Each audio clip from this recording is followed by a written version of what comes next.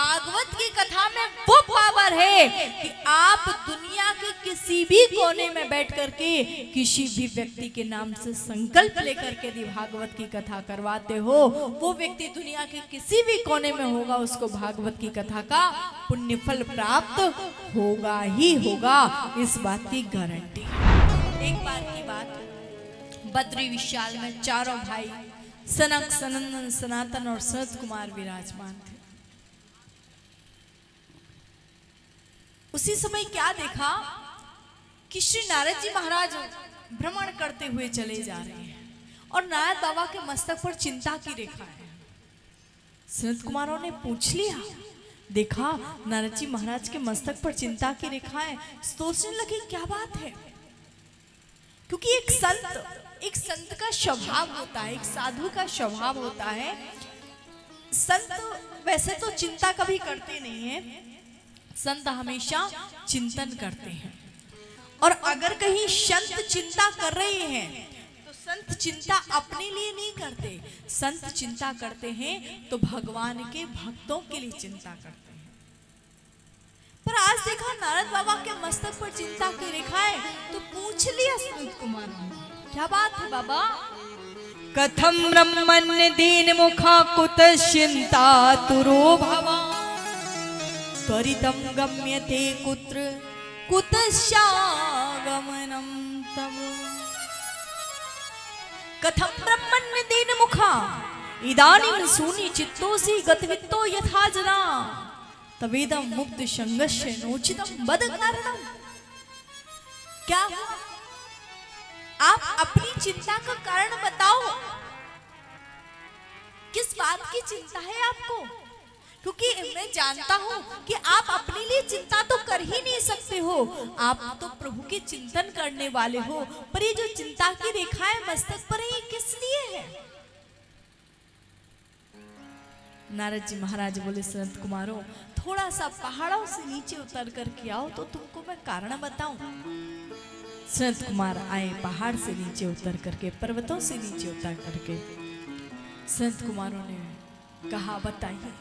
तो नारद जी महाराज कहते हैं, क्या बताऊं, मैं था देवलोक में, पर देवलोक में मेरे मन को शांति नहीं मिल रही थी। मैंने सोचा चलो पृथ्वीलोक पर चलता हूं, कुछ आनंद लेता हूं पृथ्वीलोक का। तो अहम तु पृथ्वी म्यातु ज्ञात्वा सर्वोत्तमामति, पुष्करम च प्रयागम च काशीं गोदावरीं तथा, हरिक्षेत्रम कुरुक्षेत्रम श्रीरंग सेतुबंधनम, एवमादिषु तीर्थेषु ब्रह्मवाणितस्ततः। मैं पृथ्वीलोक पर आया, मैं हरिक्षेत्र गया, कुरुक्षेत्र गया, श्रीरंग, सेतुबंध इत्यादि सभी स्थानों पर गया, परंतु कहीं भी मेरे मन को शांति नहीं मिली। मैंने सोचा चलो श्रीधाम वृंदावन चलता हूं, वृंदावन में जाकर के मेरे मन को शांति मिलेगी। मैं वृंदावन गया, क्योंकि वृंदावन तो प्रेम की भूमि है। मैंने सोचा चलो वृंदावन में चलो, पर वहां जाकर के मैंने एक कौतुक देखा। यमुना जी के किनारे एक नारी बैठी हुई है और सामने दो वृद्ध पुरुष पड़े हुए हैं, मूर्छित है। उसकी आंखों से अश्रुधारा गिर रही है। अगल बगल में कुछ और नारियां बैठी हुई हैं, कोई पंखा झलती, कोई उसके आंसुओं को पोंछती, कोई उसको समझाती है, कोई सांत्वना देती है। मैंने सोचा जाकर के पूछूं क्या बात है देवी जी, क्यों उदास हैं। पर फिर सोचा नारी जाती है, कुछ उल्टा सीधा ना समझने लग जाए, तो मैं वहां से सीधा सीधा चलने लगी। तो देवी जी ने मुझे आवाज लगाई, कहने लगी, भो भो शारुक्षणम तिष्ठ मच्चिंतामपि नासे, दर्शनम तव लोकस्य सर्वथा गहरम पर। अरे बाबा, ओ नारद बाबा, कहाँ जाते, इधर आओ ना। हे साधु, इधर आओ ना, मेरी चिंता को दूर करो। नारद जी महाराज ने कहा, देवी जी आपकी क्या चिंता है? किस बात से आप इतनी चिंतित हैं?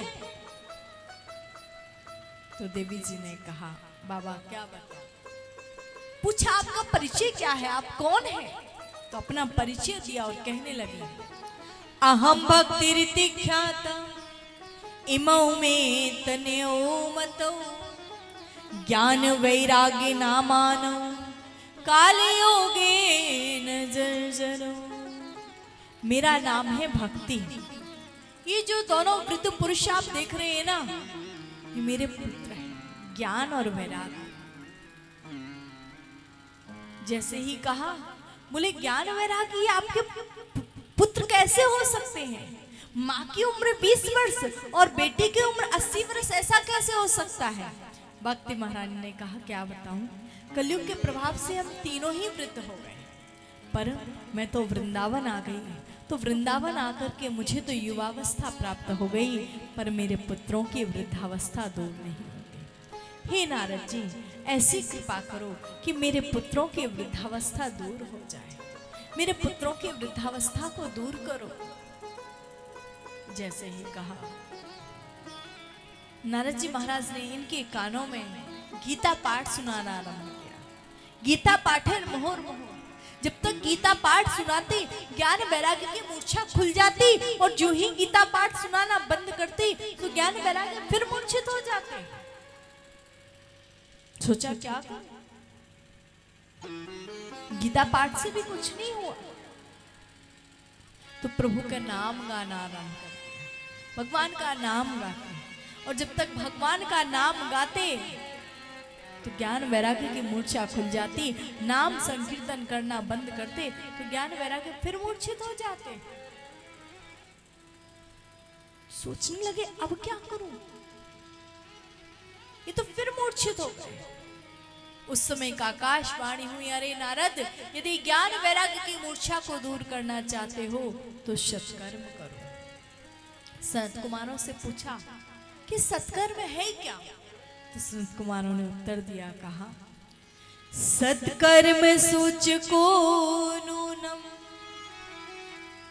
ज्ञान यज्ञ स्मृतो बुधे श्रीमद्भागवतालापा सतुगीता सुकादि भी।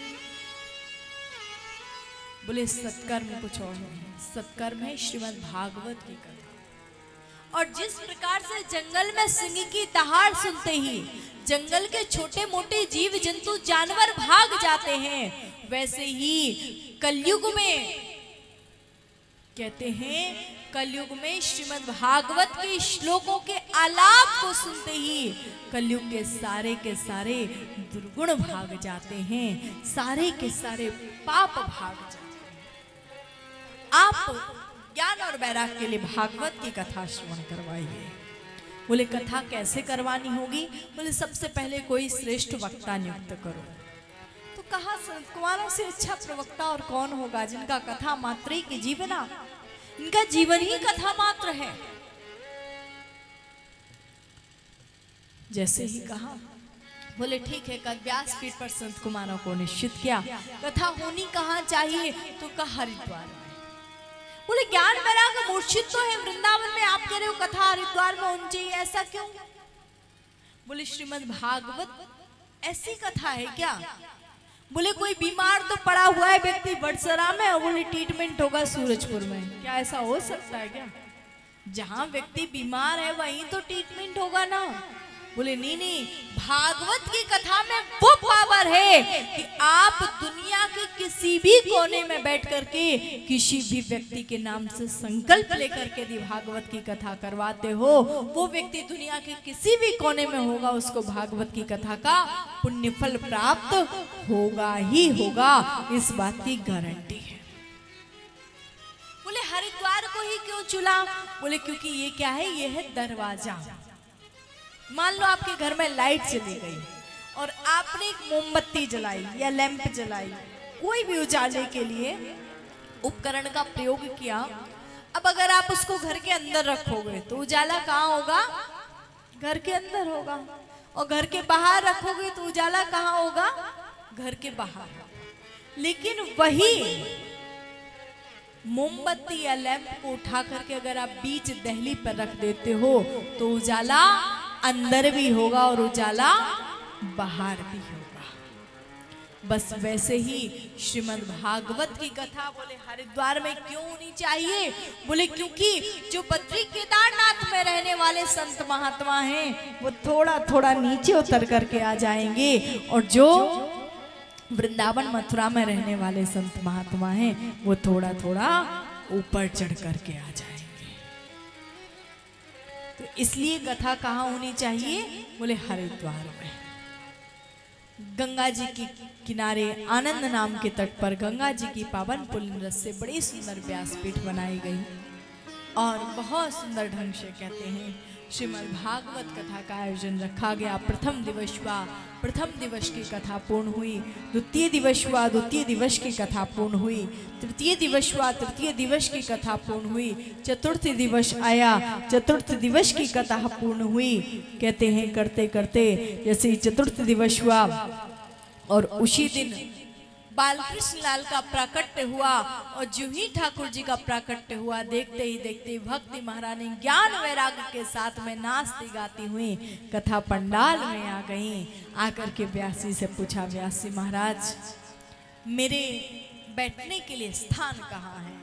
तो व्यासी ने कहा, हे भक्ति महारानी, यहाँ पर जितने भी भक्त विराजमान हैं आप सभी भक्तों के हृदय में जाकर के विराजमान हो जाइए। उसी समय भक्ति महारानी आई और आकर के सब भक्तों के हृदय में जाकर के विराजमान हो गई। आज आई और आकर के बस एक बात इनके मन में चल रही थी, ठाकुर जी इतनी कृपा करना प्रभु, प्रभु इतनी कृपा करना कि बस आप हमेशा मेरे नैनों के सामने बने रहना। और आए हम सब भी एक बार प्रणाम करें।